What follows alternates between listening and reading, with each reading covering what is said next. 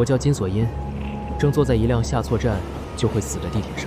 说起原因，都怪我最近沉迷一个巨火的网络怪谈《黑暗探查录》。它开始只是个小论坛，专门记录名为暗黑的各种怪异现象，但自从被人转发站外后彻底出圈，现在就变成了集合成千上万个恐怖故事的开源世界观。因为都是纯文字，所以在公司摸鱼看巨爽，毕竟只要不干活干啥都很爽。前不久这 IP 被商业化了，所以我下午去了线下店，想买一些周边，但万万没想到居然抽中了头奖，是黑炭中的公文包，还附赠了一张工作证。期待金锁阴职员在黑暗探查录世界里的活跃表现。好，谢谢。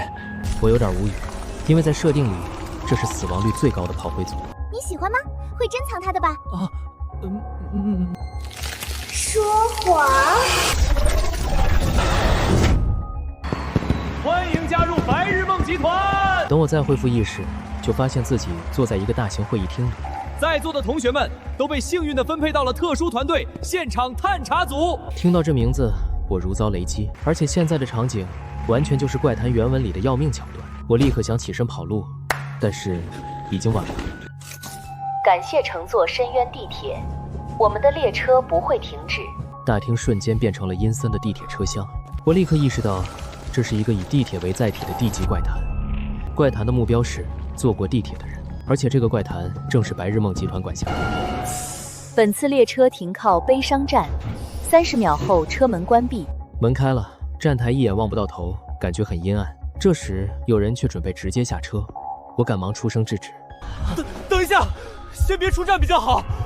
话音刚落，还是有人着急冲下了车。没来及下去的人开始骚乱，甚至还有人骂我。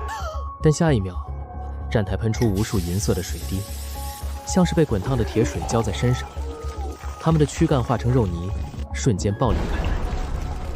列车从悲伤站出发，为了您能顺利抵达目的地，请留意广播通知。恐惧和哀嚎瞬间开始蔓延，虽然原因不得而知，但我确定自己进到怪谈里了。坦白说，我刷了不少黑炭里的怪谈，穿越到这个世界里，我有绝对的信息优势，典型的龙傲天。这样想来，不用上班也挺爽。但特么有个关键问题，我的胆子就跟网贷一样，刚才已经被刷爆了。前方到站怨恨站，令人窒息的季节在车厢中流淌，这次没有一个人敢下车。但突然一张奇怪的便签纸飞到我面前，而且其他人好像完全没看到它。我才刚拿到手里，它就变成了我下午买的周边之一——手机支架。在设定中，它能附着在手机上，把持有者的记忆转化成文字，随时调阅。于是我快速翻看脑海里的逃生记录，在看完56个成功逃脱的案例后，我大概猜到了生路，但我完全不敢一个人面对那些恐怖的站台，哪怕我活着下去，我也不敢多走一步，所以我必须得找人跟我一块走才行。前方到站恍惚站，很快就又到了下一站，这次看起来比之前正常的多，温暖的光线总能带给人安全感。其他车厢陆续也有人已经试探性的下了车，往站台外逃跑。只不过从刚才的记录来看，这站大概率还是错误答案。30秒的时间转瞬即逝，果然车门关闭的下一秒，站台就变成了金色的流沙。逃跑的人们像是踩进沼泽里一样往下陷，尖叫和挣扎都无济于事。电光火石间，原本鲜活的生命就变成了一颗颗金子，碎了一地。我胃里又一阵翻腾，得赶快想办法找到愿意跟我一块走的人，不然死的人越多，我的选择就越少。就在这时，老师，您真厉害，竟有人先向我搭话。老师？我习惯叫别人老师。刚在会场，您是坐我旁边吧？啊，好像是的。从第一站您阻止大家别下车，到刚才您也一直坐着，没有要下车的意思。我叫白始宪，老师是知道什么信息吗？白始宪，这是原作中有名有姓的角色，白日梦的职员，职位科长，外号毒蛇，但这形象有点对不上啊。我叫金锁阴，就是想起看过的怪谈里，没搞清楚就做选择的人基本都没好下场。请问你是说怪谈吗？我话音刚落，旁边的短发女生就径直凑了过来。啊，对的，所以也算不上信息。不，我也是这样想。现在的情况真的很像怪谈。我叫高英恩。就这样，我被稀里糊涂地搭上了话。算是勉强找到了同伴。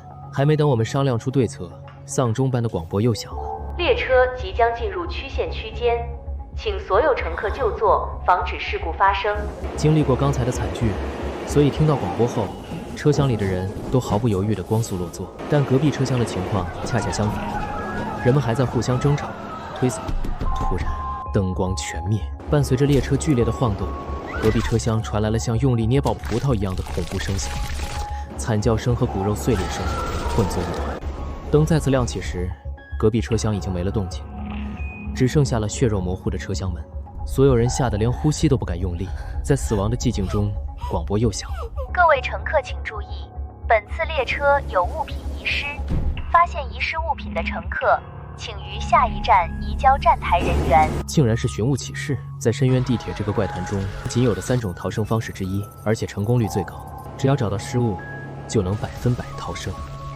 但紧接着，意料之外的信息出现了。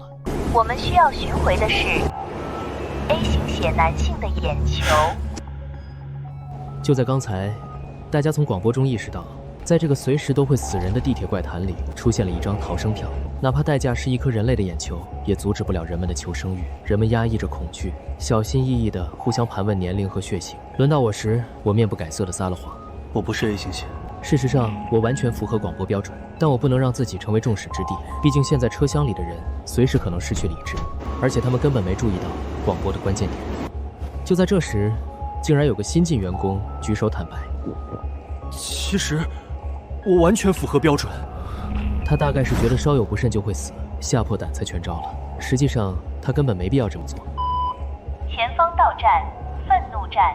交接失物的车站到了，这人满脸紧张，白视线却突然开口问他：你确定你是 A 型血？是，真可惜。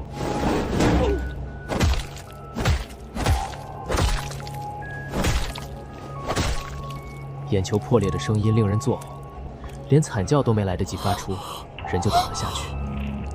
白齿线轻盈地跨过倒地的男人，面带嘲弄地回头看了我们一眼，径直下了车。高英恩气坏了，我心里却涌起一种答案揭晓的爽感。怪不得他外号叫毒蛇，先砸烂别人的眼睛，消灭竞争对手，再用自己的眼睛去交差，确实歹毒。虽然之前也有交出自己的东西而逃脱的案例，但终归还是个蠢货。因为就在刚刚他引起混乱时，我拿到了真正的遗失物，一个装着眼球的透明盒子。很简单，既然广播说是失物，就说明这是别人掉的东西，而且肯定就在车厢里，根本没必要闹这一出。车门即将关闭，我对着窗外，向白视线举起了手中的眼球。他的表情瞬间扭曲，发疯般的拍打车门，但无济于事。列车从愤怒站出发。随着列车驶离，站台深处隐约传来了凄厉的惨叫声。失物已转交给车站职员。上一站，白视线以眼球被生生挖走为代价逃出了怪谈，车厢内气氛瞬间降至冰点。但很快，阴森的广播又响了：前方到站，憎恶站，屏蔽门即将开启。车厢内鸦雀无声，更要命的是，大家的目光开始齐刷刷地往我身上瞟，那意思太明显了。他们全都在等着看我下不下车。我心里苦笑，确实，上一站只有我一个人找到了遗失物。至于最后为什么没下车，我只是单纯不想跟白齿线那种疯子单独多待1秒。列车从憎恶站出发。车门刚关，高英恩凑了过来：那个，关于前面您提到规则，其实我也试着琢磨了下。您说，如果每一站都是指人的目的地，那如果有希望站、幸存站之类的，我们是不是就该下车了？那样的话大概还是会死。哎，为啥呀？其实是前方到站，宁静站。广播打断了我的话，听到站名，我差点笑出声。我没有丝毫犹豫，我们得在这站下车。在这里吗？对，就是这站。能走吗？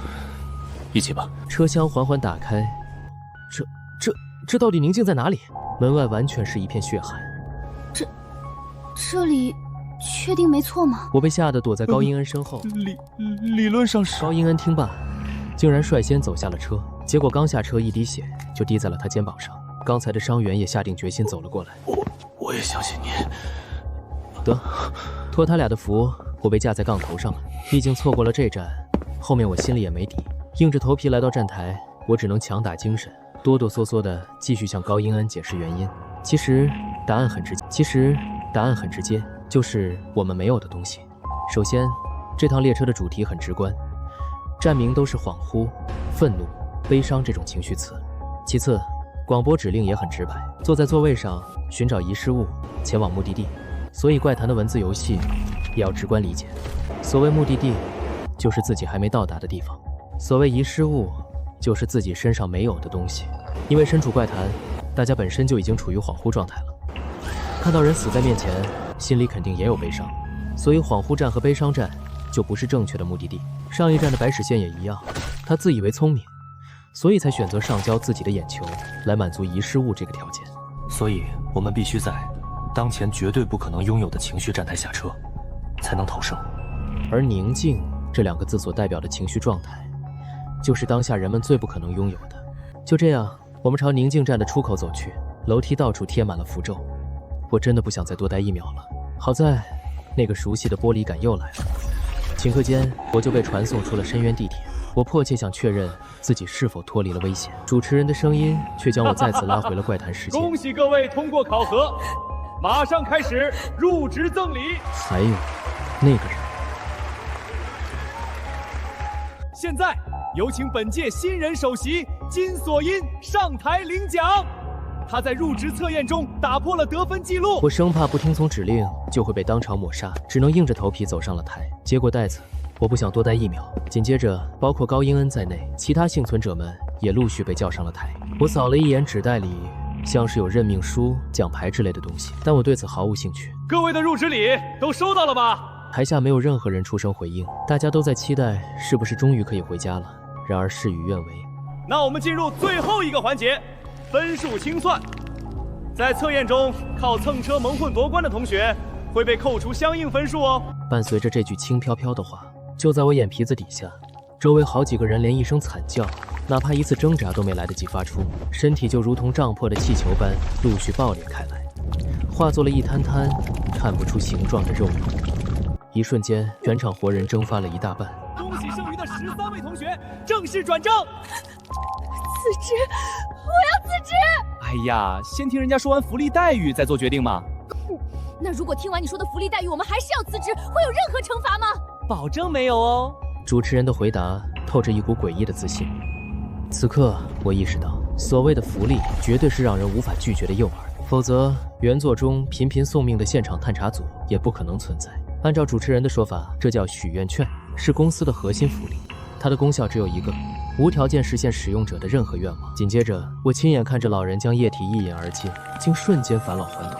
见此情景，会议厅里陷入了与之前截然不同的寂静。这一次不再是因为恐惧，而是因为渴望。我却在心里冷笑，这不过又是资本家最擅长的文字游戏吧？想要积攒对应的积分，谈何容易？能让死人复活吗？当然可以，详细的使用方法，各位参考员工手册即可。会议厅的大门应声打开。现在请大家自行抉择，愿意留下的，请戴好面具。此时我才想起，在黑炭的设定中，面具正是现场探查组的象征，而且它会根据佩戴者的个性，幻化出不同的样貌。思考再三，我还是戴上了面具，因为当下没有任何信息表明，出了那扇门就能完全脱离这个怪谈世界。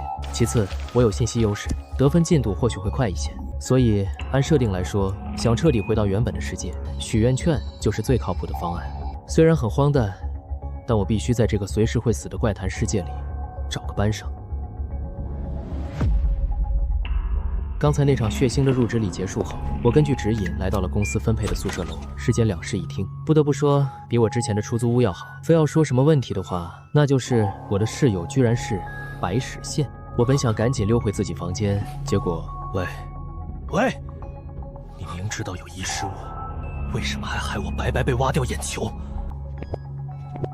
哦，为了好玩呗。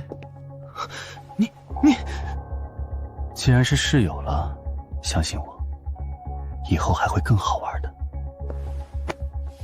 我强装镇定地回屋，心有余悸。白始宪这人睚眦必报，倘若发现我是个胆小鬼，一定会想方设法置我于死地。所以我只能强装疯批人设，但愿能让他对我有所忌惮。稍作平复后，我发现房间干净整洁，还有本上个房客的笔记本。我随手翻开，只见扉页上赫然写着巨大的“快逃”2字。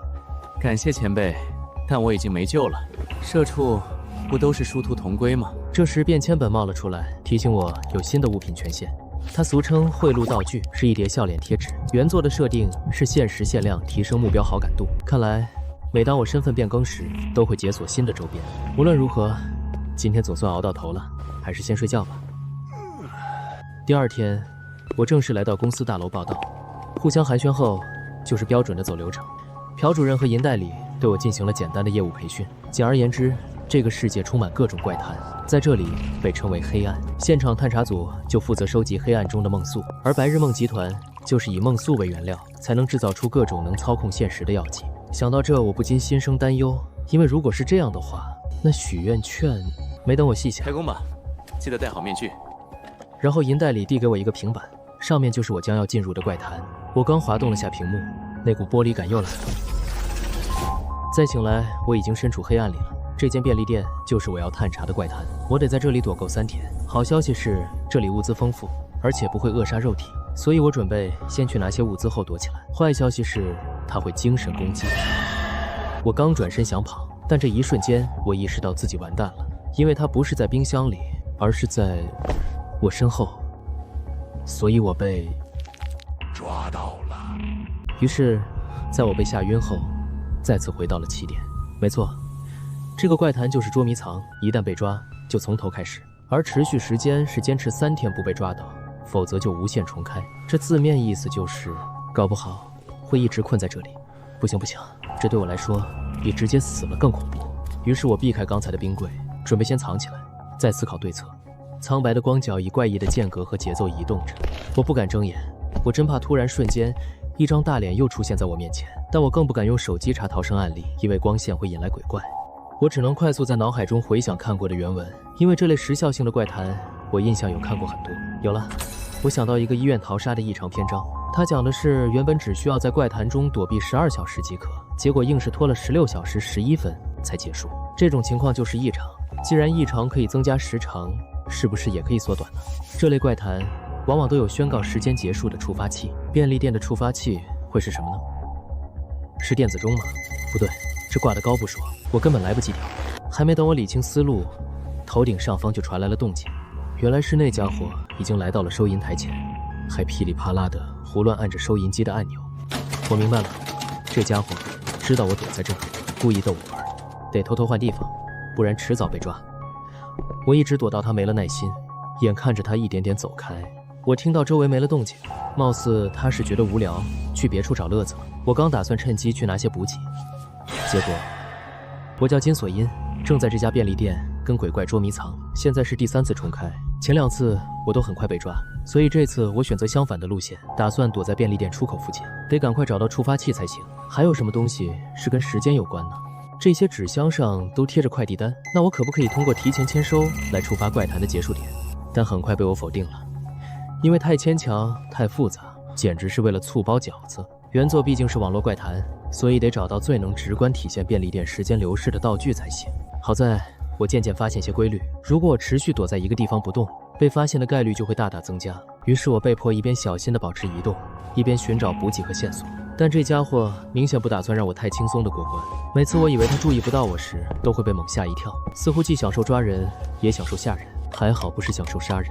终于我抓住空档拿到了食物，安全起见，我查看配料表时，发现竟全被涂抹掉了。我猛地意识到，莫非答案是保质期？便利店中本身就有很多保质期很短的商品，这样既符合怪谈主题，也符合时间触发器的逻辑。我在便利店打工时，就经常需要将临时商品扫码登记，况且若非如此，涂改这些标签也毫无意义吧。于是我快速翻看商品的标签，如我所料，保质期长的商品全没被涂改。所以我决定赌一把，先找到保质期为3天的商品，再提前去做临期登记，就有可能触发异常，提前结束这怪谈。找到了，寿司便当刚好是3天。我当即小心翼翼地朝收银台移动，趁着他在冰柜玩水的时候，我迅速翻过收银台，抓起扫码枪，准备完成最后一步。结果因为发抖，前几次都没扫到。他来了，终于弹出了确认信息。我疯狂点击确认键。等我醒来时，便利店外已经泛起了温暖的阳光，那说明我刚才登记完成。赌对了。但奇怪的是，怪谈还没结束。我叫金锁音，刚从怪谈里赚了2000万。在进入怪谈的1个小时后，我传送回到了公司。得知消息的领导们都一脸惊讶，原因是我绕开了怪谈实线，并成功通关。我详细描述了我是如何利用保质期来触发结束节点的过程。听完后，这俩上司看着我的眼神简直耐人寻味。只有我知道自己快被吓死了，但没想到的是，陆啊，这次通关报了多少钱啊？哦，2000万。你也知道，本来公司是要全部抽走的，但这次你就自己收着吧。业务指南明确提过，怪谈收益公司都要抽水，但他们却收好收好，公司那边我们来说。不争不抢的领导，我还第一次见。天降巨款的喜悦只是暂时的，还没来及多想，领导们便带我离开了会议室。既然成功完成了黑暗探查，那就得去积累最重要的东西了。那是什么？当然是员工福利商城的积分了。一番科普后，我才得知这趟 F 级的便利店怪谈，我赚了100积分，而我心心念念的许愿券居然要足足50万积分。我估算了下，就算全年无休，也得连干15年才能凑够。于是刚一下班，我就火速赶回公寓。我急需一个计划，让自己能在确保安全的前提下，以最短的时间凑齐50万积分。那第一步，工欲善其事，必先利其器。根据记忆，我登录了原作中的外星人黑市，这里面售卖各种贵得离谱的怪异道具。结果豪掷1700万，也只拿下了2样东西：爱丽丝餐盒和银蛇币。餐盒本质是增幅药水，能给微笑贴纸加 buff； 银蛇币则纯粹是碰上打骨折，不然我根本买不起。至于其他的，要么太贵，要么不适合现在的我。我快速盘点了一下当前道具，暂时也只能靠这些保命了。第二天一早，我就被代理喊进了办公室，果然又要开工了。今天是D级的周2猜谜秀，好消息是今天3人一组，坏消息是我没看过这个怪谈。别太担心，毕竟只是个D级而已。没错，就跟你入职测验时那个差不多，开卷问答。虽然资料里都写了对应答案，但我确实没想到会这么早进入自己没看过的怪谈。在我背答案时，通过他们的聊天，我大概拼出了事情原委。公司以我昨天单刷便利店为由，强行又给 D 组压了 KPI， 真是万恶的资本家。陆啊，答案都记住了吗？我刚想战略示弱，生怕下一秒就被拽进怪谈，没想到……哎呀，肯定早就背下来了吧？听说连业务指南那么厚一本都背下来了呢。啊！就这样，我接过银代理给的明信片，显然这就是进入怪谈的媒介。我看着代理和主任熟练地在上面分别写下了代号欢和有损，于是我也填上了代号。就在笔尖离开纸面的瞬间，我的精神仿佛被抽离一般，整个人被吸入了那张明信片之中。终于来了，欢迎各位参赛者们！一阵强光刺得我根本睁不开眼，在模糊的视野中，一只手径直伸到了我面前，然后我整个人僵住了。硕大的摄影棚内，乐队凭空演奏着，传来掌声的观众席也空无一人。而台中央这位正是主持人。您现在收看的是周2问答秀。等一下，有点眼熟，这怪谈我好像知道，但不是D级。设置影棚、怪异主持、无人乐器，这些关键词都指向了那个无人生还的 A 级怪谈。让我们用热烈的掌声欢迎第99期的参赛选手。好在不是第100期，因为原作中只有在第100期时才会异变。我刚松了口气，他就……您很紧张吗？有一点，我第一次参加直播秀啊，很好，太好了。那么第1题我们就轻松点开始吧。问答开始了，我排在第1个。凭借公司的资料，我和领导们都从容应对。非异变期间，只要不答错，不扰乱直播，就不会被惩罚，所以进展非常顺利。直到最后的第10题，我选1号啊，选择了1号，还有2号，还有3号、4号，全都是。人类平均在失血量达到30%、40%左右时，生命就会垂危。为了不留下漏洞，我硬着头皮说出多选的理由。短暂的沉默后，他开口说道：“手卡显示正确答案只有1号。”听到这，我觉得自己完蛋了。但陆先生的回答更符合逻辑，大家说对不对？是。既然如此，那当然是作为满分回答，太精彩了！竟然逃过一劫，那应该就意味着快要结束了。了不起，真是了不起！这突兀的拥抱让我脊背发凉，他居然还有体温。谢谢。那么到此为止。主持人终于喊出了我最想听的话，礼炮炸响，彩带纷飞。看起来领导们也都松了口气。恭喜你，请收下这份奖品。我尴尬的接过礼盒，现在只要摄像机一关就可以出去了。那本期节目到此结束，亲爱的观众，我们下次。突然，4个空着的圆台上亮起了灯光，里面站着的竟是其他同事们。为什么会没结束就传进来？没等在场的人反应过来，最前面的职员瞬间就被烧成了一滩灰烬。Surprise！ 摄像机突然甩向了我立马假装开心地炫耀手中的礼盒。那么，祝大家晚安。所有人一头雾水，但当我意识到怪谈还在继续时，我就知道完蛋了。刚才来到现场的组员刚好是第100期嘉宾，直播差点被毁了呢。老陆先生，反应很快嘛，有没有兴趣来当固定嘉宾啊？我已经有工作了。而作为第99期的我们，也仍未传送回公司，也就是说，所有人自动都变成了第100期的参赛选手。好消息，节目组说要邀请各位全员作为新环节的参赛者。我们已经参加过节目了，这就准备回去了。拍摄还没结束就要走？我上前拦住朴主任。这种情况下，如果拒绝参加，恐怕同样会被烧成灰。那么现在各就各位，马上开始全新环节的录播。周二合唱团，有请新嘉宾登场。而现在，真正的地狱才刚要开始。A 级的周二合唱团，也就是目前无任何生还记录的活祭合唱团。这猪头名叫旋律屠夫，原作中是个音乐家，但我没听出任何韵律，满耳只有痛苦的哀嚎。就在刚才，我所在的这场问答秀突发异常，从 D 级陡然变成了 A 级，这头猪也因此降临了现场。随着他就位，节目立刻恢复了录制。那么新的环节中，究竟谁有幸成为合唱团的成员呢？答案马上揭晓，有请第1位参赛者。被点到的是刚才意外卷入的职员之一，也就是引发这次异变的第100期嘉宾，在家被迫滞留的我和2位领导，现场共计6人。而我们正在参加的是答错题就会死的周二问答秀。请问下列生物中寿命最长的是：1. 猪，2. 人类，3. 兔子，4. 跳蚤。人类2号，我选2号。回答正确。还好公司事先给过答案，他也没自乱阵脚，算是顺利过关了。但他不知道的是，在这异变的第100期节目里，如果答对题的话，恭喜您将首个奏响美丽乐章。没错，答对题就会像这样，头颅被收集到银盘中，变成活体合唱团成员。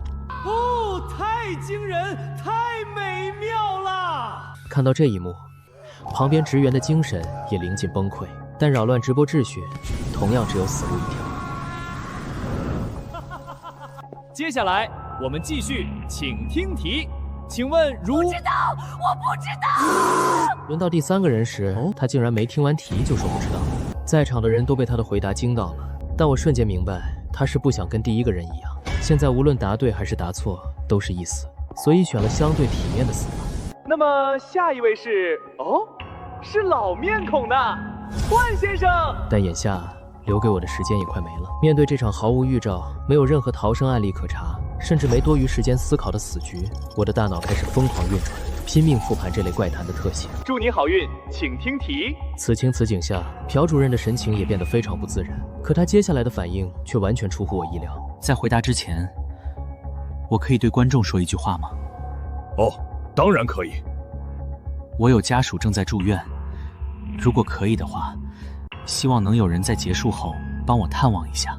主任，他这是……不行，真要来不及了。哎呀，真令人感动。那么答案是……千钧一发之际，我做出了决定。请问，所有人都被我这突如其来的举动惊呆了，包括我自己。但我实在想不出别的办法了。那个，我有点头晕，能不能稍微休息一下？我正试着用微笑贴纸博取这家伙的好感，好歹先拖延点时间。是因为太紧张了吗 ？Cut， 先休息一下吧。还好，奏效了。必须得在这段时间内想到逃生的办法。主持人随后安排我去往休息室。在我刚准备走下舞台时，银代里往我手中塞了颗纽扣。就这样，我怀揣万分忐忑的心情走向了舞台后方。我利用微笑贴纸争取了30分钟的求生窗口。趁主持人去补妆的空档，我赶忙掏出银袋里塞给我的纽扣。这是原作中的紧急通信器，也是唯一一次能与外界联络的机会。通过它，我联系上了那个男人。喂，请讲。是地组支援金锁因，30分钟后，地组将全员死亡，请求支援。如我所料，紧急联系人果然是地组组长，而直到通话那一刻，我才得知他的代号竟是蜥蜴。蜥蜴本名李在线，原作中极少数能以纯武力硬刚怪谈的战力天花板。正因如此，我脑海中有了一个搏命式的逃生计划。与组长确认好后，我走出休息室，因为计划的实施还离不开一个人。趁着微笑贴纸的功效还在，我极力恭维了主持人一番，完成了我能做的最后一件事。我做梦都想加入您的节目呢，但节目组新增的环节实在太难看了些，所以抱歉不能答应您了。现在只能期待埋下的这颗种子顺利发芽。重返舞台后，我暗示朴主任必须答对问题。他虽满脸惊疑，但还是选择了相信我。作答倒计时3秒。3、2。4号，我选4号，少上。回答正确。那接下来成败在此一举。本该收走主任头颅的银盘突然炸裂在猪头面前，看来组长的武力值比我想象中还要高。原计划是让无法亲临现场的组长用他爆表的武力值，通过媒介卡片从怪谈外投掷来一个能引起现场混乱的道具。猪头的银盘被瞬间击碎。指挥家先生。于是他，选手还在等待，请您尽快让他加入合唱团。陷入了不知愤怒还是悲伤，恐怖的嘶吼响彻现场。但我没想到反应会如此剧烈，这样下去我们还是会死。终于，我预期的那一幕出现了。看来你不尊重这场秀啊。主持人的规则如期而至，漫天烈焰瞬间爆起，将旋律屠夫彻底吞噬。至此，这项搏命计划算是成功了一半。接下来就看组长的支援够不够快了。我的灵感来自那条规则，扰乱节目就会被焚烧。首先，猪头的设定是收集头颅进行合唱，那如果能破坏合唱，势必会令它产生某种紊乱。其次，主持人的设定是会焚烧一切干扰节目的存在，所以我想利用规则吞噬规则，先消除一个 BOSS。况且，就算失败，这场混乱也足够拖延时间，等来救援。但我只算对了一半。主持人确实依照规则烧掉了猪头，但这把火却完全没有熄灭的意思。看来那颗种子的威力远比我预想中大得多。谢谢你，陆先生，是你让我想起了节目的初心。没有灵魂的节目，再多的嘉宾也无济于事。等我筹备好新节目，一定邀请你。那么届时再会。结果，事态完全超出我的预料。活下来了！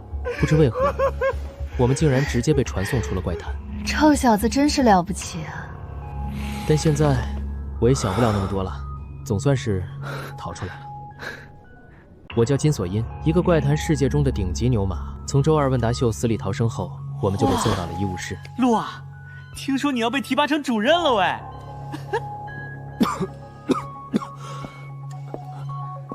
不过据说，因为也有很多人眼红，拼命反对。领导们一直实时播报公司大群的各种动态，我却毫无兴致。因为刚经历的怪谈真让我快到极限了，所以升职与否我并不是很关心。反倒这药效果极佳，虽然白日梦集团的药都很可疑，但这专门治疗怪谈损伤的药确实名不虚传。说实话，这明明是史无前例的特殊情况，要是科长能更强硬的向上头争取一下就好了。可惜他不是那种性格。等以后代理您升职了，请务必帮我们争取。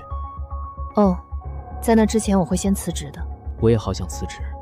在一种奇妙的同僚情谊中，我们横七竖八地瘫在医务室的病床上。活着真好啊！谢谢你啊，陆。不用，都是本职工作啊。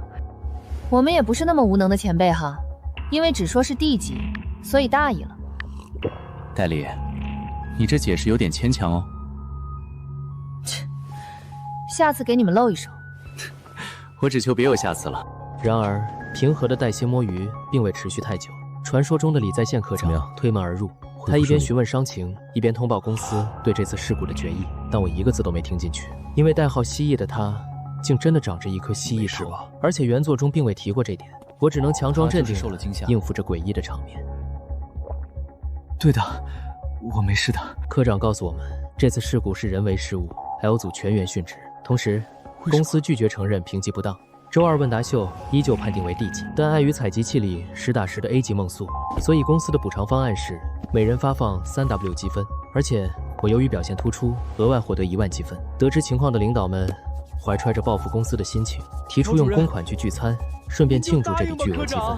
聚餐氛围出乎意料的愉快快，觥筹交错间，我确认了2件事：第一，全场只有我能看见科长的蜥蜴头；第二，酒精确实是驱散恐惧的良药。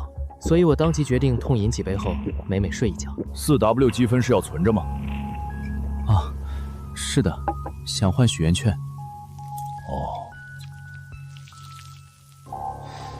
请问积分还有其他用途吗？有。这臭蜥蜴还真是惜字如金，但一想到在紧急通信时他也是这种腔调，我也释然了。所以在我连环追问下，从科长口中得知，积分还能用来定制专属装备。原作中的白夜梦集团是一家将职员推向恐怖怪谈，以此提取梦素的阴森公司，所以为了平衡赤手空拳，就提出了专属装备这个设定。只是它并不像是超能力，顶多加点特殊辅助啊。那请问，我也能定制专属装备吗？能。能请您介绍下吗？就这样。科长帮我补全了我不知道的信息。定制装备需要通过公司持有的特定怪谈来制作，这类怪谈安全且具有功能性，统称黄昏怪谈。而现场探查组最常用的是黄昏99号怪谈。于是饭后，上司们便怂恿我直接来到了制作装备的地方。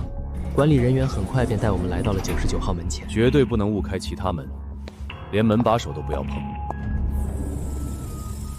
门后是一间温室，中间摆着一台机器，它叫种子套件。功能是将放入的2个物品特性融合，生成新物品。但坑爹的是，使用一次居然还要收取1000积分。员工自掏腰包做装备给公司打工，果然天下乌鸦一般黑。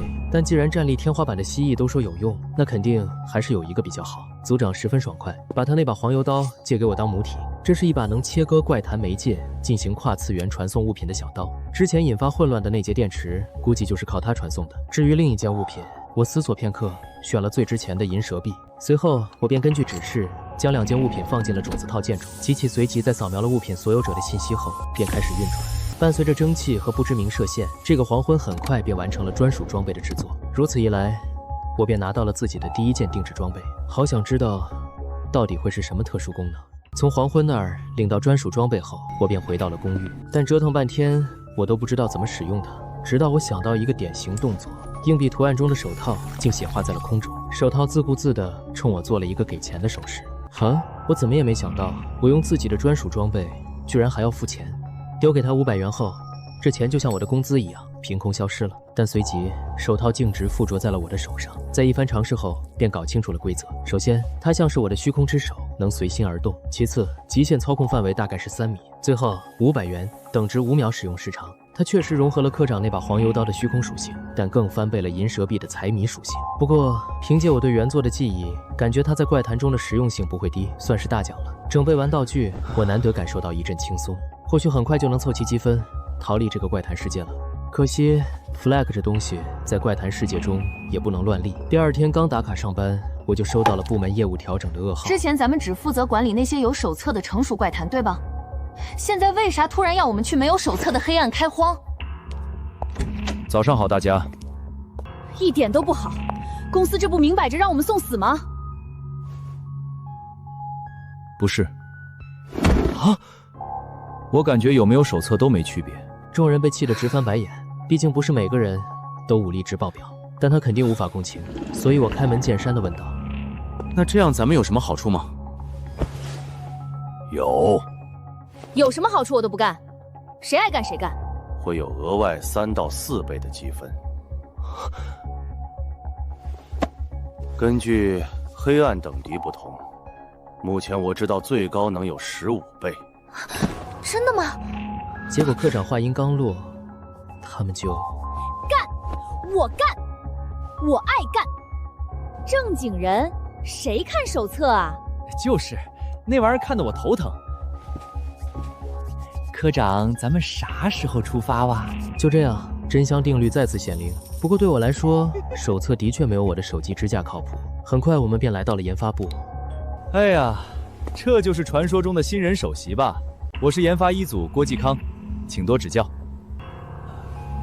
您好，您好。又听到了耳熟的名字，郭继康是频繁出现在黑炭早期记录中的研究人员之一，人设是社牛。别怂，他就是个破代理而已。哼，你不也是吗？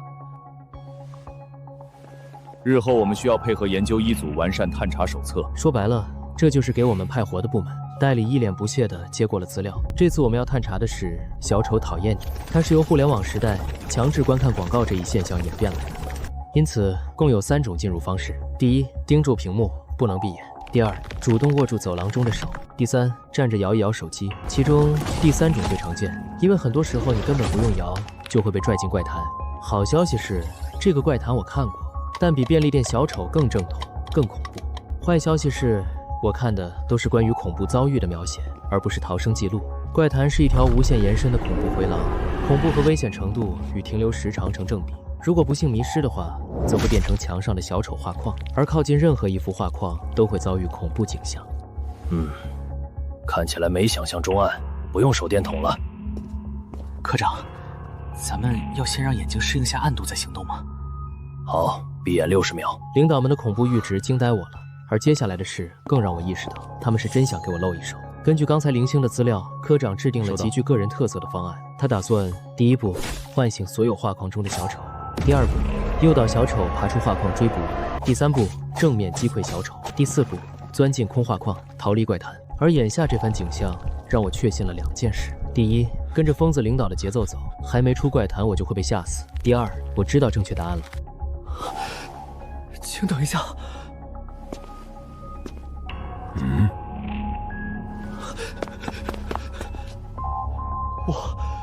我好像知道逃离办法了。我的推断是，并不需要唤醒所有画框去碰运气，肯定有正确答案。于是出于私心，我试着提议让领导们负责筛选，我负责确认，这样我就能既不用被小丑追，也不用直视那些恐怖画框。虽然大多领导都不喜欢新人指手画脚，但我的领导们却出乎意料的全都支持我，所以我立刻掏出游戏币召唤手套的同时，也顺带给领导们介绍了它的特性。他们对我的方案愈加满意。就这样，在我怒充了1万块后，D组速通正式开始。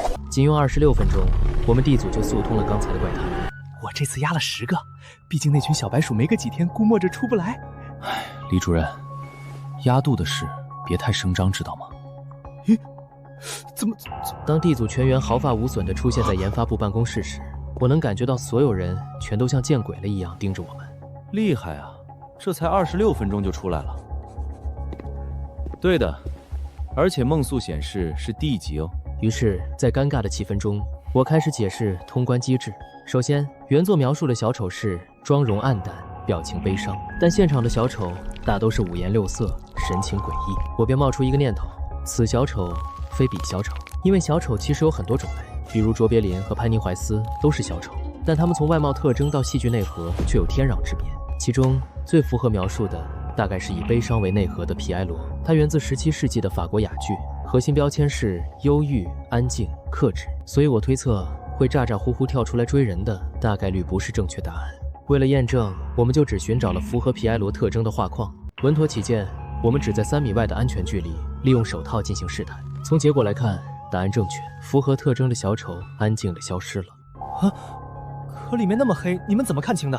资料里明确说，哪怕一点光亮，所有小丑都会同时冲出画框啊！因为科长一眼就辨认出来了。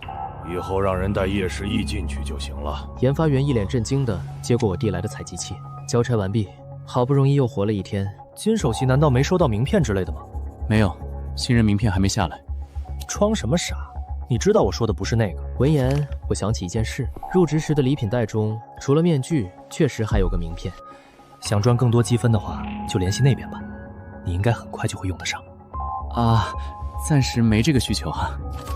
说罢，我赶紧溜之大吉。我发誓，绝不会为高额积分去碰所谓的美差。转眼间入职就1个月了，靠着一路速通，这月我又攒了5000积分，也多亏了组内氛围和领导照顾。陆啊，你业绩这么好，上面肯定也注意到了。啊？上面人肯定会点名想见你，到时一定要跟我们说，对科长也要说。换做现实世界，我肯定会怀疑上司是不是想抢功，但这儿可是怪谈世界，而且都是救过我命的领导。知道了，别看科长不苟言笑，还是很靠谱的。万一派什么破差事给你，拜托他的话，他会帮你挡一挡的。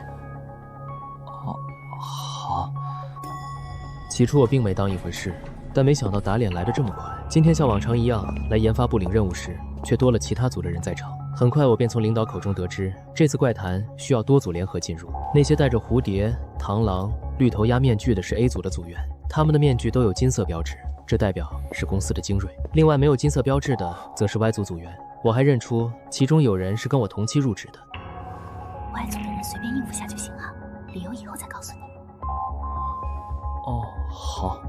我就喜欢你这犀利的小眼神儿。从刚才起，我已经大概猜到其中原委，但还没等我理清思绪。大家好，现在开始见报。关于今天进入的黑暗，坦白说，我们也没什么头绪。虽然资料只有很少的信息，但对我而言已经足够了。大规模怪谈还是来了。这是一个名叫《欢乐主题公园》的桌游怪谈，需要多人参与，而进入怪谈的媒介就是眼前这个桌游，里面是一张按区域划分的主题公园地图，还有五颜六色的棋子。很快众人便通过抽签被划分到了不同颜色的队伍，黄色4人，蓝色4人，而我跟陈代理还有同期新人抽到了红色。但进入怪谈的桌游并没有发生任何反应。看来还少一个人。没想到下一秒，这神经病居然给我旁边的好赌研发员丢了一枚红色棋子。他下意识接住棋子的瞬间，传送开始了。再醒来，我就置身于一个乐园中央，孩子们的欢笑声四处飘荡，但目之所及却只有无数玩偶。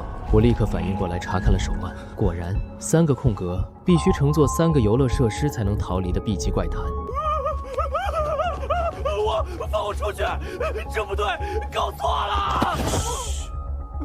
我一把捂住惊慌失措的研究员，但刚才那一瞬间，抵达乐园里无数的吉祥物齐刷刷地看向了这边。因为这个怪谈的第3条规则就是，请克制一切与欢乐主题不相符的情绪表现。我紧张地等待玩偶们恢复行动，才敢放开手。喂，你要是再敢哼唧一声，我就先宰了你！A 组的职员一点也没手下留情。您下手是不是太重了点儿？但此刻我已无暇劝解，这是典型的规则类怪谈，而且还是 B 级。跟以往的情况相比 ，D 组的人感觉会很危险。当然，眼下我自己也是泥菩萨过河，自身难保。其实，在进入怪谈前，我就察觉到了异常。寥寥无几的资料，故意打乱的分组，临时安插的眼线。那个神经病的目的很明显，除了 A 组，其余都是用来测试怪谈的炮灰。原作中，他就曾因屡次策划必死无疑的黑暗探查而遭到处分，但现在也只能随机应变了。虽然我知道基本情况，可由于怪谈的规则2，想单刷是不可能的。我需要先搞清楚团队信息。喂，菜鸟，听说你是新人首席，刚干得不错。谢谢。专属装备有了吗？啊，有的，一个远程手套。代理，您的是什么？只见他从指甲上拉出一个护指套，可以无限延伸，强度也不错。哇，好厉害的样子！代理，方便请教您名字吗？我姓甄，互通姓名就没必要了。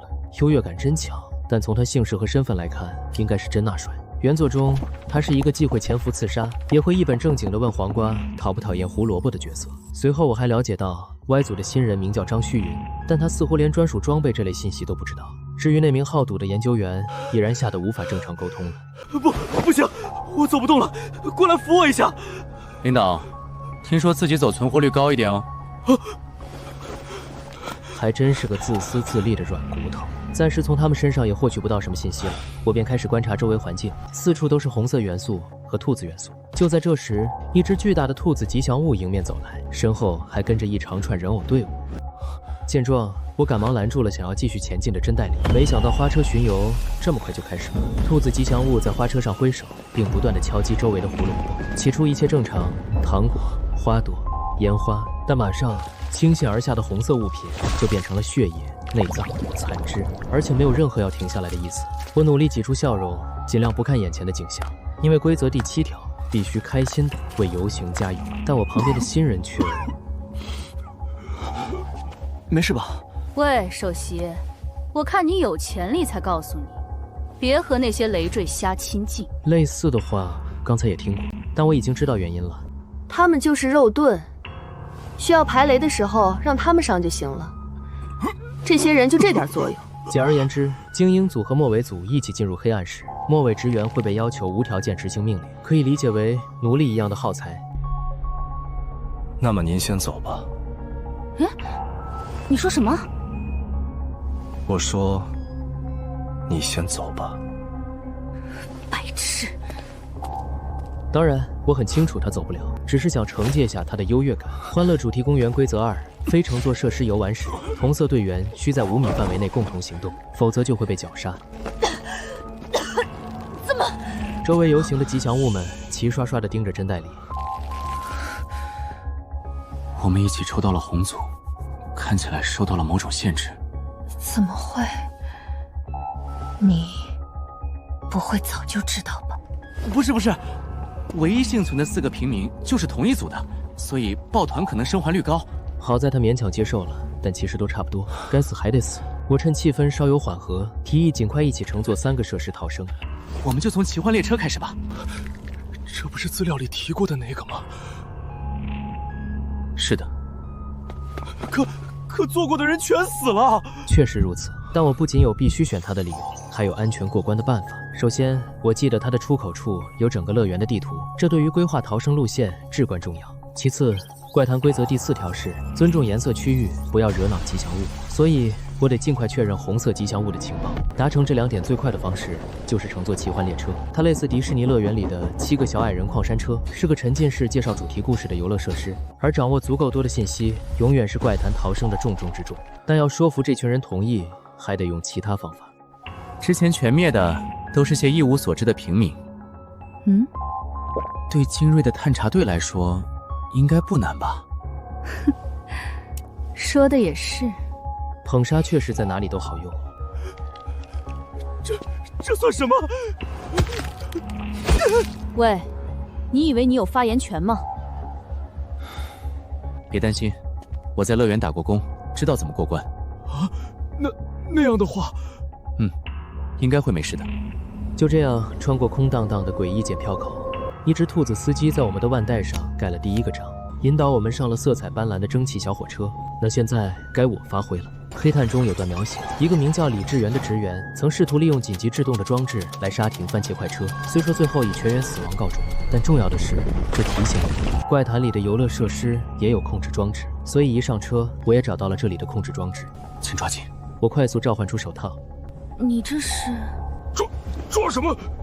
扶手！话音未落，我一把将操纵杆拉到底，列车瞬间以疯狂的加速度向前飞驰。没错，这就是我的独家秘籍——速通通，给奇幻列车开高倍速，直接跳过中途沉浸式的恐怖事件。只要跑得够快，他们就追不上我。车厢外的恐怖音效被风声撕碎，但车厢里的旁白却无比清晰。旁边生动地讲述了一个4612亿年前的故事。黄色的花，蓝色的龙，红色的兔子，因理念不合，开始抢夺这片乐园的地盘。最后，红色的兔子不择手段地接连杀死了昔日好友。旁白在刺耳的噪音中戛然而止。而此时，列车也开始减速驶向终点。我缓缓睁开眼，冷汗瞬间浸透后背。本以为快速掠过了那些恐怖事件就能全身而退，未曾想正前方赫然出现了一颗巨大无比的兔头。更恐怖的是，两侧车窗也密密麻麻贴满了红色兔子头，这应该就是刚才旁白里的兔子。啊，大概明白了。啊！刚才不是说了吗？兔子把朋友们都杀了，意思我们现在也得杀掉身边的人才行吧？面具下的眼神变得阴险起来，阴冷的目光在我们三个身上来回扫荡。你摁住那个白大褂。张旭云被吓得瑟瑟发抖，但也只能遵从命令，扑过去死死地按住了研发员。你来动手吧，杀了他看算不算过关。抛开居然让我动手杀人不谈，关键是绝不能在这儿迎合兔子的喜好。这类似服从性测试，如果一上来就按指令杀人，接下去的任务只会越来越变态。我在原作中看过太多类似让人用肠子当跳绳的恐怖桥段了。我不杀，这是陷阱。陷阱？光是离开队友5米都会触发绞杀，更何况直接杀掉。不杀可能有惩罚，但杀了，马上全死。当然，我是在忽悠他，我才不要杀人。对，我死了，你们也得死，对吧？够了！希望你别后悔。虽然真代理的脸色很差，但暂且算度过了眼下的危机。放弃自相残杀后，周围恢复了一片死寂，所有的吉祥物都消失了。暴风雨的前夕，刚才违背了规则，肯定已经惹恼了兔子。那接下来能做的，只有抓紧时间逃离红色区域了。我迅速冲向出口，寻找那块地图。这怎么回事？刚才明明还有其他颜色的，都被赶走了。地图上全变成了红色的兔头，看来区域已经异常。手腕上的入场券伴随着震动，更要命的是，入场券还逐渐出现了裂缝。我瞬间汗毛倒立。规则第1条，请妥善保管手环，否则按闯入者处置。情况失控，我也没了头绪。金锁音能听到吗？就在这时，周围凭空传来了科长的声音。科长，哪来的声音？原来是他通过朴主任的装备跟我联络。随后在有限的通讯时间内，我获得了2个信息：第一，科长顺利找到了 D 组成员，并共同完成了3个项目；第二，他们现在身处的蓝色区域在乐园西侧，而这让我和在场的人都陷入了茫然。我们这会儿不就是在西边吗？没错。奇幻列车的出口就紧贴乐园西边的城墙。我强打精神，重新审视眼前的地图。首先，东边是茂密的森林，西边是我们背后的城墙。其次，既然是同步进入，就不可能是不同的棋盘。那西边的蓝色区域到底在哪？知道了，快走！只要在兔子追来之前逃出红色区域，就还有希望。但已经晚了，吉祥物如尸潮般涌出，朝我们追赶而来。整个区域瞬间陷入诡异的喧嚣，眼看着那些漂浮的气泡，顷刻间就将路边的栏杆腐蚀融化，我连恐惧的时间都没有了。那边，往大门跑！好像被锁了。城墙下那扇5颜6色的装饰门，就是我们唯一的逃生出口。我毫不犹豫地挤开门缝，钻了进去。快，钻进来！但紧接着就目睹了让我恶心的一幕。他失去平衡的瞬间，就被扑上来的吉祥物死死压在身下，强酸腐蚀着他的身体，眼里满是绝望。指甲，朝我射指甲！指甲瞬间贯穿了我的手掌，靠着肾上腺素，我拽紧丝线拼命才堪堪将他救了。而眼下，一双双流着血泪的眼睛就贴在门外，死死盯着我们。怪谈规则5：吉祥物只能在自己的区域活动，而我们脚下的地板是白色的。下一秒，恐怖的吉祥物也消失不见。成功了！真代理冷冷地看向研发员，但他刚才受伤不浅，估计也没余力出手。谢谢，多亏了你。没事，是你装备的功劳。现在可没有太多时间客套，这里并不是终点。刚才收到科长情报后，我便在想问题出在了哪里，反倒是地图中不断冒出的兔头提醒了我。第一，大型乐园中并不只有游乐设施，还会有很多公共设施。第二，科长说蓝色区域就在西边。第三，吉祥物只能影响他所属的区域，我便由此推断，西边的这个城墙就是不同区域间的公共设施。脚下的白色地砖也印证了这点，它像壁垒一样隔开了地图上的不同区域，而它后面应该就是蓝色区域。那接下来我们要做的就是打破壁垒。公共设施就像是真空地带，不涵盖在规则内，我只能靠这种卡 bug 的方式逃离红区了。眼下我顾不上给他们解释太多，阳光洒了下来，总之先过去再说。果然，墙砖后面是水上乐园的景象。这个充满夏日气息的空间，让逃亡暂时告一段落了。正当我稍微放松下来时，远处却好像有人向我跑来。小鹿啊！经过1个月的相处，此刻安全感一下涌上心头。这时，科长也背着行李走了过来。可打完招呼，我才发现，根本不是行李。公司的精锐死了。那个，科长，您肩膀上的尸体是？哦，他只是晕过去了。真正的尸体在后面呢。通过他们的描述，我才知道事情原委。原来蓝区的吉祥物正义感爆棚，极其厌恶队友相残，但 A 组的螳螂却在游玩途中强行逼死了 Y 组的3名职员。于是设施刚停，蓝色吉祥物便在终点处决了他。A 组的绿头鸭当时想出手阻止，但李科长为了防止他把全队拖下水，果断一记手刀敲晕了他。突然，科长将绿头鸭扔在地上，一顿猛揍。石科长，醒醒，有需要治疗的员工。结果绿头鸭一醒来就质问科长为什么对 A 组组员见死不救。我的 A 组，你就看着他死。我是 D 组组长， A 组不归我管，那是你的责任。科长一脸无辜地说出这句话时，我竟感到意外的解压。眼看要起争执，真代理出声劝解，希望绿头鸭能先帮忙治疗，以便尽快通关。但我没想到，绿头鸭的专属装备竟然是一个治愈戒指，众人的伤势很快便恢复如初。那种装备几乎是独一份的。真羡慕，这我是真想要。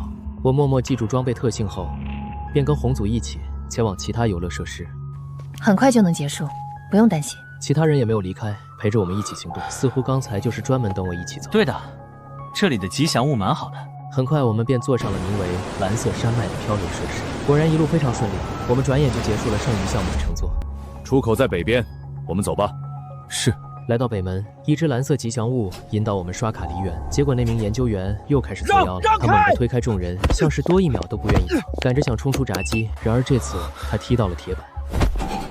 坏孩子！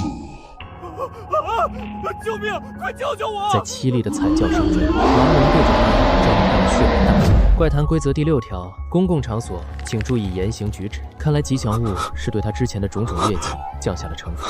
不要，救不了。虽然我并没有这种想法，但还是按他说的闭上了眼睛。很快，周围恢复了平静，蓝龙也像无事发生一样。众人神情凝重的陆续走出闸机。等轮到我时，蓝龙却挡在了我面前。乖孩子，他抓起我的手腕，我能感觉到手环似乎有某种变化，腕带上逐步浮现出会员通行证的字样。继续玩吧。一切发生得太快，我想继续通过闸机，却未能如愿。知荣名誉，方得此物。闻听此言，我突然开始咳血，但我回过神才发现出口已经关闭，只有我被留在乐园里了。我叫金锁阴，一个有小情绪的怪谈牛马。在被吉祥物阻止离开后，我躲进了乐园的更衣室。他当时不仅将手环变成了会员证，还给了我一包零食，应该是某种奖励。看来规则6中的善恶赏罚也记录了我们在红区时的行为。但好孩子就要被永远困在这吗？这可是随时会死的 B 级怪谈，在过去的记录里，从来没有人能存活超过24小时。眼下我被彻底困死，身上的道具也帮不上忙。就在我陷入绝望时，便签本冒了出来。莫非会员也算是解锁了新身份？来不及多想，总之这是当前唯一的变数了。竟然是原作中极其出名的道具，它叫善良的朋友。功能是可以邀请里世界中某个人的部分精神寄宿在布偶里，它类似主题乐园的纪念品，只有乐园的游客才有权使用。但我现在有 VIP 手环，所以应该也能用。虽然怪谈中的请神行为风险很高，但眼下只能放手一搏了。我先依照使用说明，从乐园商店找来了水、盐和火柴这3样东西，但还缺一枚硬币和一件与朋友相关的物品。硬币在红区时已经耗尽了，而相关物品更难办，因为原作中假如用的是某本童话书，那邀请来的就可能是童话书中的怪物。这个设定对于身处怪谈世界的我来说简直是绝杀。思来想去，我决定再赌一把。根据说明，我先塞了一大口盐，随后开始了仪式。我用手指蘸水，在地上画好图案，便将布偶放了上去。接着我忍痛用最贵的银蛇币替代了硬币，而最后那件物品，我选择了自己的领带。因为我本身不属于怪谈世界，那烧我的东西至少不会招来怪谈的怪物。随着火光摇曳，六芒星也愈发刺眼。我屏住呼吸，期待能有个好结果。突然，一连串声音瞬间在我脑海中炸开。看啊，我是千面之神，混沌之王，极狂之巅峰，游焰之幻梦，服刑之走兽，战乱之煽动者，科学缔造者，是服刑者之贪妄，星辰之君王，虚幻之深渊，智慧之真口，狂动之咆哮，皓月之暗面。但马上戛然而止。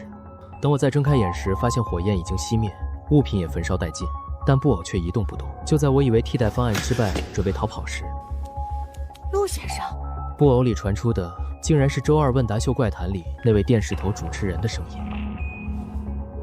小陆先生，主持人先生啊，是陆先生没错，很高兴见到你，我的朋友。我叫金锁阴，一个走投无路的怪谈牛马。刚才还一动不动的布偶玩具，此刻竟蹦蹦跳跳的开口叫我朋友，而且请神仪式请来的居然是我认识的怪物电视头。陆先生，真心希望您能加入我的新节目。啊，主持人先生，您进来可好呀？见到你真开心。我不太记得了，我挺好的，就主持节目。重要的是，我们又见面了。主持人的声音断断续续，记忆似乎也有些模糊，应该是因为善良的朋友这个道具，某种程度上压制了主持人本身，但还是不能大意。那个，主持人先生，想请教您个问题。随便问哦，我的朋友。哎呀，等等，叫我布朗吧，不然太生分了。现在已经顾不上太多了。哦，好的，布朗。我赶紧直奔主题。我现在想离开这个乐园，但找不到出口。哎呀，别担心，我很擅长找路的。不是迷路，是吉祥物封锁了出口。原来是特殊情况呀。接着，我向布朗概括说明了今天的来龙去脉。真是些糟糕的家伙，我还以为只有明星才爱耍大牌呢。不过，我更在意那个没出现的家伙。我瞬间反应过来，既然有红区和蓝区，那肯定也有黄区。只要找到黄色区域，或许能从那儿离开。只是，他可能已经死了。布朗的话又将我拉回了现实。哎呀，小鹿先生应该也已经知道才对啊。你不是说黄队也是在蓝区完成的任务吗？我倒吸一口凉气。没错，从始至终没听领导们提过黄区。黄队的银代理和朴主任也是被科长在蓝区附近找到的。难道本就没有黄色区域吗？思索片刻后，我知道该做什么了。是什么呢？一起，陆先生可以扶我一下吗？这时我才发现布偶竟然是有体温的，身体有点不适应，但请放心，我很能干的。当然了，您最厉害了。出发！不过我们要去哪儿？我要先确认一个关键点，这次的出生点刷新明显违背了规则，那说明一定有蹊跷。布朗，你能帮我预警吉祥系的情绪吗？一路上，布朗边唠嗑边交给了我几个演播室里常用的手势作为预警信号。很快我们就来到了乐园的服务中心，原作中这也算 VIP 的特权之一。您好，能告诉我这里与红色区域接壤的地方有哪些吗？蓝龙稍显不悦，但还是给我指出了一条线，就是有点用力过猛，但我也确认了红区和蓝区东侧是完全接壤，这信息很重要。谢谢。我想再问下，突然布朗给我打了信号，这意味着对方情绪极其不爽，所以我只能打住话题。看来红区是他的逆鳞。谢谢您，我不会靠近红色区域的。说罢，他果然有所缓和。好孩子，并且又给了我一包零食。虽然得到的信息有限，但我也不敢多问。接下来只能趁天黑前自己找出口了。我叫金锁因，一个绞尽脑汁的怪谈牛马。凭借从蓝龙那补全的地图信息，逃生路线也终于明朗。我的推断是，首先黄区肯定存在，否则怪谈桌游不会有黄队棋子，背景故事也不会提到。其次，在红区时确认过，东边是森林，北边是入口，南边是悬崖，西边是蓝区，区域间严丝合缝。最后再排除刚才跟吉祥物确认过的区域，搜寻剩下的地方，应该就能找到黄区。所以你才在这块到处找吗？没错。天色渐暗，我跑到两腿发软，终于在西北角的厕所旁边发现有一条被禁止入内标志拦住的隐蔽土路。但麻烦的是，铁门旁此刻正好站着一个吉祥物。你是担心那个吉祥物吗？对的，如果被发现，我怕会被处决。小问题，先让我出来。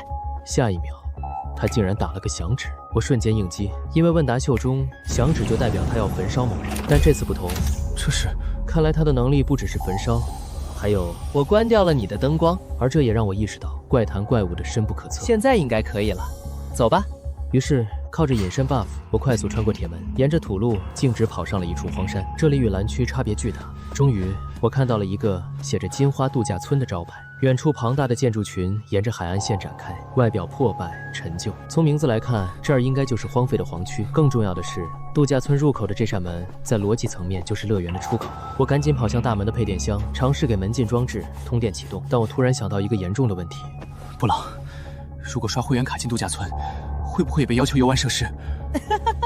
这破地方看起来早就倒闭了，就是块荒地而已。闻言，我立即按下按钮，幸好还能用。至于门禁，应该用会员卡就行。随着我进入铁门，蓝龙突然出现，他径直狂奔而来，但我已经身处黄区，所以下一秒，虽不清楚他哭的原因，但我心里还是感到一丝不忍。咱们赶紧走吧。同时，我也怕跟怪谈结怨，所以趁着大门关闭前，我将爱丽丝套装里的饼干丢给了他，但愿他能喜欢。好孩子。伴随着熟悉的玻璃感来袭，我好像听到了布朗的声音。在睁开眼时，就回到了公司的会议室。劫后余生的多巴胺直冲脑门，我激动地站起身，才发现周围空无一人。估计是因为我晚了几个小时，所以大家都下班了。正当我准备联系领导们报平安时，我突然发现那个腕带竟然还在手上，但没等我反应过来，它就毫无征兆地自燃起来，但很快又自己熄灭了。当火焰退去，我才发现我手腕上赫然多了一串纹身，这又是什么鬼？